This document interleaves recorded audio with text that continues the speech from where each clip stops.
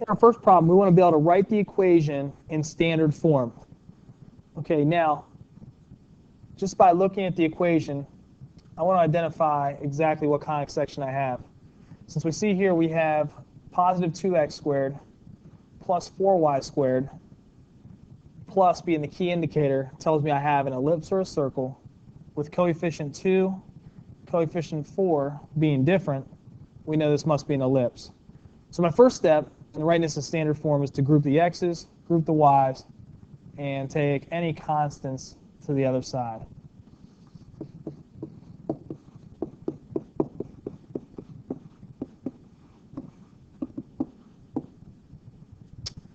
Next, the method we'll be using is completing the square for each x and then y individually, creating those perfect square trinomials. But the only way we can do that is with a leading coefficient of 1. So with the x's, we need to factor out 2. And with the y's, we'll factor out a 4. Next, let's complete the square. So I want to create in these parentheses a perfect square trinomial.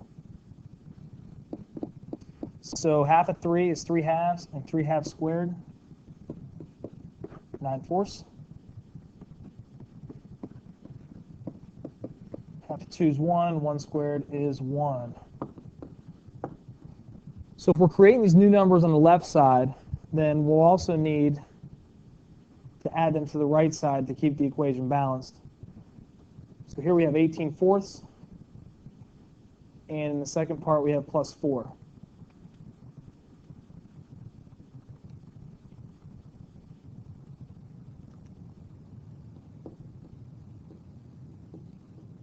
The sum on the right, 39.5. So next we'll factor. So we have 2 times x minus 3 halves quantity squared plus 4 times y plus 1 quantity squared. And the last thing, we need to write equation in standard form. It needs to be set equal to 1 for when it's an ellipse. So I'll divide everything by 39.5 and reduce.